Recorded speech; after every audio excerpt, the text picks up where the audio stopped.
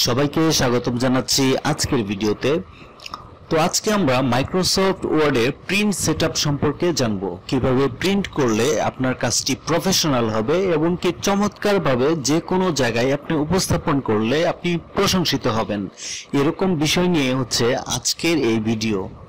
Microsoft ওয়ার্ডের যারা print নিয়ে বিভিন্ন ভাবনায় থাকেন, চিন্তায় থাকেন যে আসলে আমার মাইক্রোসফট ওয়ার্ড থেকে আমি প্রিন্ট করলে কতটুকু মানসম্মত হবে, ভালো হবে কিনা, কোন এক জায়গায় উপস্থাপন করার প্রয়োজনে আপনার মাইক্রোসফট ওয়ার্ডের প্রিন্ট সেটআপটা শেখা লাগতে পারে। তো চলুন শুরু করা যাক আজকে মাইক্রোসফট ওয়ার্ডের প্রিন্ট করা নিয়ে ভিডিও।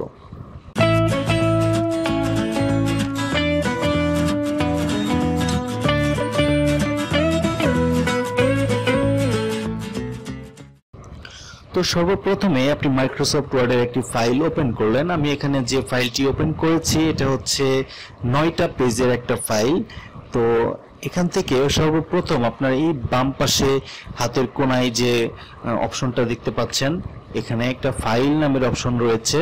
এই ফাইল নামের অপশনটা থেকে আপনাকে ক্লিক করতে হবে। ক্লিক করার পর এখানে প্রিন্টে ক্লিক করবেন। করার পর এখান থেকে আপনাকে সর্বপ্রথম প্রিন্ট করার আগে যে বিষয়টা জানতে হবে বা দেখে নিতে হবে, এটা হচ্ছে এখান থেকে আপনি প্রিন্টারটা সিলেক্ট করা আছে কিনা। যেমন আমার এখানে একটা ব্রাদার ডিসিপি T310 এই প্রিন্টারটা এখানে অ্যাড করা আছে।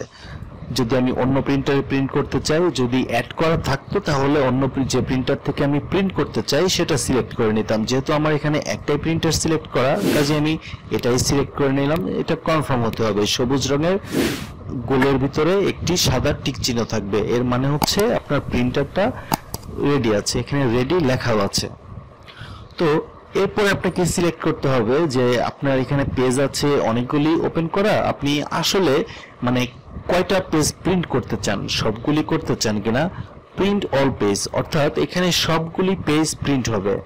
তারপর হচ্ছে প্রিন্ট কারেন্ট পেজ, আপনি যে কারেন্ট পেজটা থেকে এই প্রিন্ট অপশনে চলে গেলেন সেখান থেকে আপনার ওই পেজটাই শুধু প্রিন্ট হবে। অর্থাৎ মাউস যে জায়গায় থাকবে, ধরেন এখন 1 নম্বর পেজে আছি, এরপরে 2 নম্বর পেজে গেলাম আমি, যাওয়ার পর এখান থেকে যাওয়ার পর ফাইলে যাব, প্রিন্ট অপশনে যাব।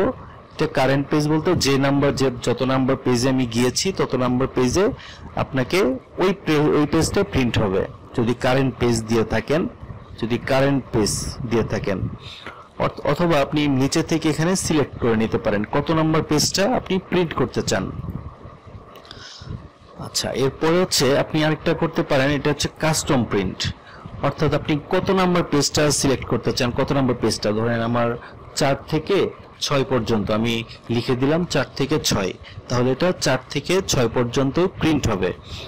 অথবা আমার দেখা গেল আমার 1 নাম্বার পেজ দরকার, 5 নাম্বার পেজ দরকার আর 9 নাম্বার পেজ দরকার, তাহলে আমি কি করব, 1 লিখব, কমা দিয়ে 5 লিখব, কমা দিয়ে 9 লিখব। অর্থাৎ এখন 1, 5, 9 এই 3টা পেজ শুধু প্রিন্ট হবে। আপনি দেখতে পারবেন এখানে 1, 5, 9 এই 3টা পেজে শুধু প্রিন্ট হবে এখান থেকেই।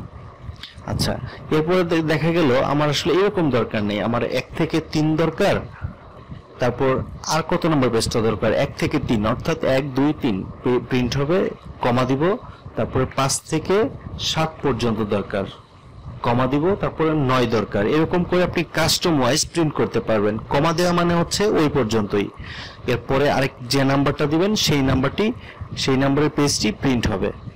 আচ্ছা, তো এখন আমি এটা হোল পেজে দিলাম। তারপরে যেটা হচ্ছে প্রিন্ট ওয়ান সাইডেড। আসলে আমাদের যে অ্যাভেলেবল যে প্রিন্টারগুলি পাওয়া যায় এটা আসলে এক সাইডে প্রিন্ট হয়, কিছু কিছু প্রিন্টার আছে ডাবল সাইড প্রিন্ট হয়। ওই ডাবল সাইড প্রিন্টারগুলি আপনি যদি ইউজ করেন সেক্ষেত্রে আপনি ডাবল সাইড প্রিন্ট অটোমেটিকই হয়ে যাবে। আর যদি এখানে ওয়ান সাইড প্রিন্ট দেন তাহলে manually print on both side reload paper when, এটা আসলে যখন আপনি একটা পেজ প্রিন্ট হয়ে যাবে তারপর পেপার উল্টিয়ে আবার যখন দিবেন তখন পরের পেজটি প্রিন্ট হয়ে যাবে, ডাবল সাইড হয়ে যাবে। আচ্ছা, এখান থেকে আমি ওয়ান সাইড প্রিন্ট দিলাম। তারপর হচ্ছে কোলেটেড অর্থাৎ আপনি ধরেন এই ডকুমেন্টটা আপনি 5টা করবেন, হ্যাঁ, তো 5টা করতে গেলে আপনি কিভাবে প্রিন্ট করতে চান? 1 2 3 1 2 3 এইভাবে, অর্থাৎ 1 থেকে 9 পর্যন্ত আপনি প্রিন্ট করলেন, এটা একসাথে 1 থেকে 9 পর্যন্ত বের হয়ে তারপরে আবার পরের সেটটা বের হওয়ার সময় আবার 1 থেকে 9 পর্যন্ত বের হবে, এরকমও করতে পারেন। অথবা আনকোলেটেড, অর্থাৎ এখানে আনকোলেটেড দিলে আপনি 1 থেকে 9 পর্যন্ত ধরেন 5টা সেট প্রিন্ট দিলেন, এখানে কপি দিলেন 5টা, হ্যাঁ এখানে 5টা কপি দিলেন, দেওয়ার পর কোলেটেড দিলেন, আনকোলেটেড। আচ্ছা, আনকোলেটেড দিলে তাহলে কি হবে? 5টা কপি যেহেতু দিয়েছেন, 1 নম্বর পেজ একসাথে 5টা বের হবে, 2 নম্বর পেজ একসাথে 5টা বের হবে, এরকম হবে।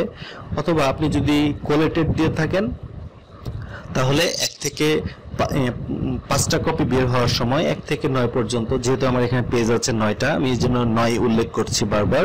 তো এখানে আপনি 1 থেকে 9 পর্যন্ত একসাথে বের হবে, তারপর আবার 1 থেকে 9 পর্যন্ত হবে, আবার 1 থেকে 9 পর্যন্ত হবে, এরকম করে 5টা কপি বের হবে, অর্থাৎ 5টা সেট বের হবে।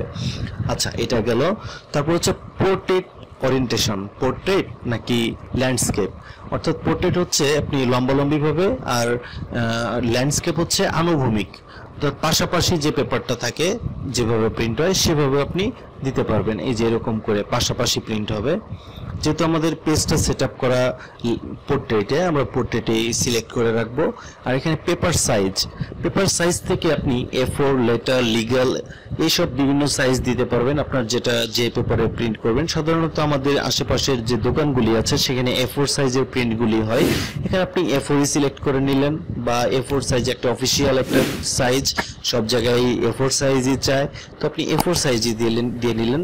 তারপর হচ্ছে কাস্টম মার্জিন, এখানে আপনি মার্জিন সিলেক্ট করতে পারবেন। যেখানে আমি ডকুমেন্টটা ফুল সেট আপ করেছি একটা মার্জিনে, এখন আপনি যদি চান তাহলে এটা ন্যারো মার্জিন কিংবা নরমাল মার্জিন কিংবা কম বেশি বিভিন্ন ধরনের মার্জিন আছে, অথবা কাস্টম মার্জিন করে আপনি প্রিন্ট করতে পারবেন। তারপরে যে অপশনটি আছে এটা হচ্ছে 1 page per sheet, 2 page per sheet, 4 page per sheet, অর্থাৎ প্রতি পেপারে এই প্রত্যেকটা পেজ কয়টা করে প্রিন্ট হবে। 1 পেজ পার শিট দিলে 1 পেজে একটাই আসবে, 2 পেজেস পার শিট দিলে একটা পেজে মানে দুই পেজের যে লেখাগুলি একটা পেজে বের হয়ে আসবে। এরকম 16 পেজ যদি দেন আপনি, ধরেন এখানে 16 পেজ দিলেন, তাহলে একটা পেজের লেখা মানে একটা পেজের লেখা এই এক পেজের ভিতরে 16 রকমের আসবে, 16টা ভাগ হয়ে আসবে। হ্যাঁ, এরকম করে আপনি মার্জিনটাও পার শিটটাও সিলেক্ট করে দিতে পারলেন। আচ্ছা, এরপরে আপনি সবার আগে তো এগুলি তো দেখলেনই, দেখার পর কত পেজ প্রিন্ট করবেন আপনি সেই এটা সিলেক্ট করে দিয়ে দিলেন। এরপর পেজ সেটআপে চলে যাব আমরা।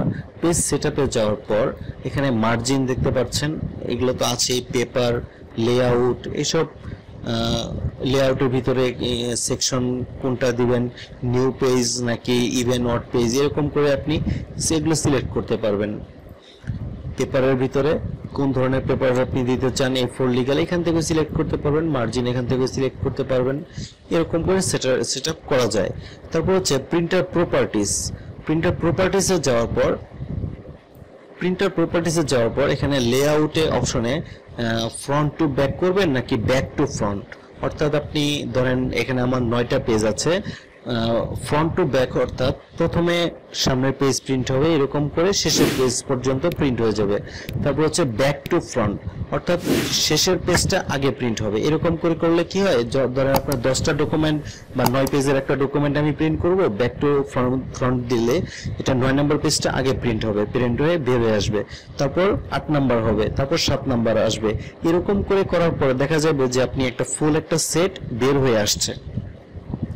হ্যাঁ, এইভাবে আপনি এটা সিলেক্ট করে দিতে পারবেন। তারপর এখানে অ্যাডভান্স অপশনে যাবেন। অ্যাডভান্স অপশনে যাওয়ার পর এখানে অনেকগুলি অপশনই আছে, কপি কাউন্ট 1 কপি করবেন, এখানে যা যা আমরা ওইখানে সেট আপ করলাম সেগুলি এখানে আসবে। তারপরে হচ্ছে পেপার বা কোয়ালিটি, এখান থেকে আপনি পেপার যদি আপনার প্রিন্টার যদি একটু বেশি বড় সাইজ হয় তাহলে তো এখানে ট্রে 1 2 3 এরকম অনেকগুলি আসতে পারে, 3টা ট্রে পর্যন্ত থাকে, কিংবা অটোমেটিক্যালি সিলেক্ট দিতে পারেন আপনি। তারপর হচ্ছে এখানে প্লেন পেপার দিবেন, থিন পেপার দিবেন, নাকি ইঙ্কজেট, নাকি ফটো পেপার, এখানে পেপারটা সিলেক্ট করে নেবেন। যদি আপনি নর্মাল A4 কাগজে প্রিন্ট করেন তাহলে প্লেন পেপার দিয়ে নেবেন।